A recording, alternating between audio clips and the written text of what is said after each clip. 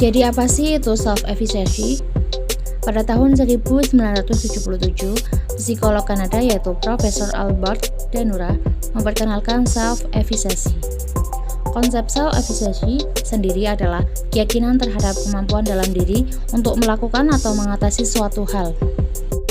Lalu ada juga pengertian menurut Bandura dalam Word yang menambahkan bahwa self-efficacy ini memiliki dampak yang penting kaitannya dengan keberhasilan, yaitu sebagai motivator utama dalam sebuah keberhasilan seseorang. Selanjutnya, menurut Baron dan Brenner, merumuskan bahwa self-efficacy ini sebagai evaluasi diri yang dimiliki seseorang terhadap kemampuan dan kompetensinya. Kaitannya dengan pengerjaan tugas, mencapai tujuan juga rintangan. Nah, keyakinan seseorang tentunya mempengaruhi seberapa banyak usaha yang dikeluarkan untuk mencapai keinginan juga wujud pertahanan individu.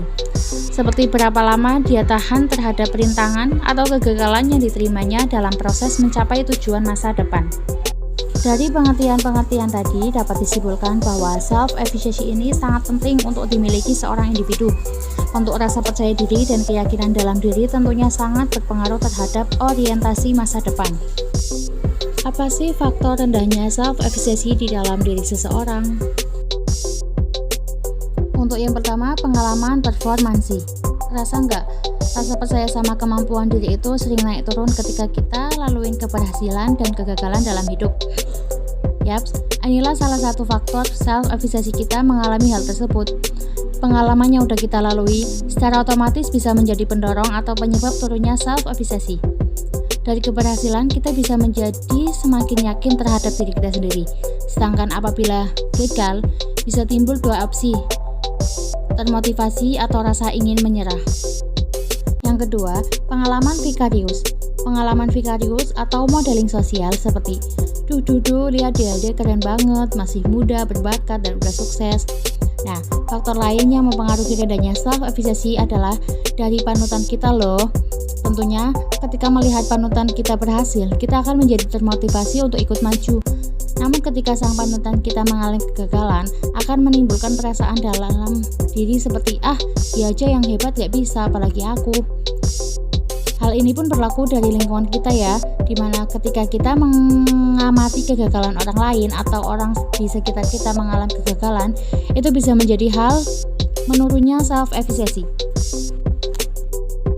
Yang ketiga, persuasi sosial.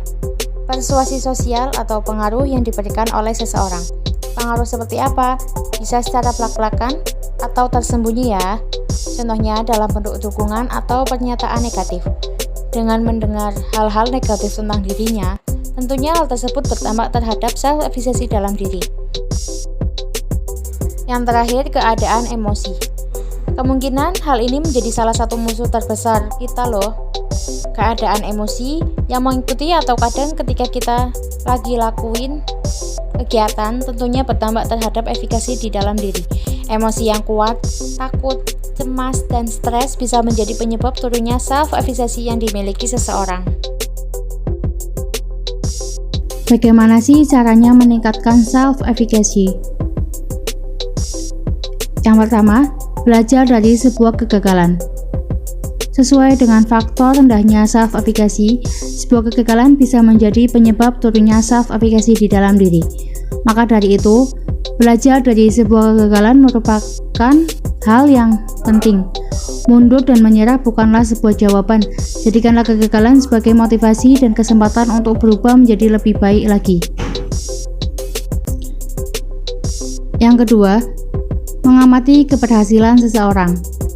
Modeling sosial atau pengamatan kita terhadap orang lain rupanya menjadi faktor naik turunnya self-efficacy. Maka dari itu, ketika panutan atau orang terdekat dalam lingkungan kita mendapatkan keberhasilan, jadikan hal itu menjadi sebuah motivasi. Untuk apa iri dengki dan julid? Lebih baik jadikan itu sebagai pijakan untuk melangkah lebih maju.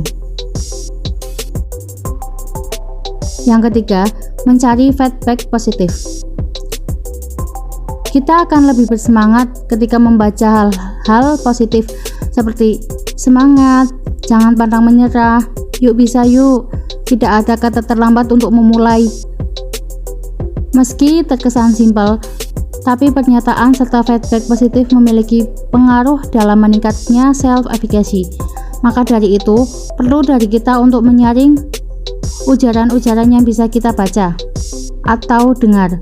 Kita hanya memiliki dua tangan, tidak cukup untuk membungkam semua mulut dan mencegah ketikan jahat seseorang.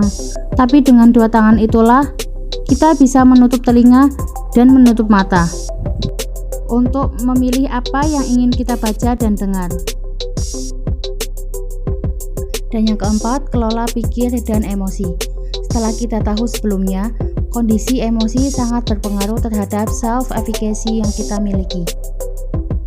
Maka dari itu, sebuah pengendalian terhadap emosi dan pikiran menjadi sangat penting. Contoh kecilnya adalah menyingkirkan pikiran-pikiran negatif yang mengganggu konsentrasi dan penurunan mood. Beri pujian-pujian kecil dan harapan-harapan positif untuk diri kita. Daripada lelah memikirkan kemungkinan buruk yang belum tentu terjadi, lebih baik mempersiapkan diri untuk memungkinkan terbaik yang terjadi. Mulai sekarang jangan terima lagi ya pikiran dan hal-hal yang membuat self-efficacy kita menurun. Ayo suarakan, tidak ada yang tidak bisa kulakukan. Semangat!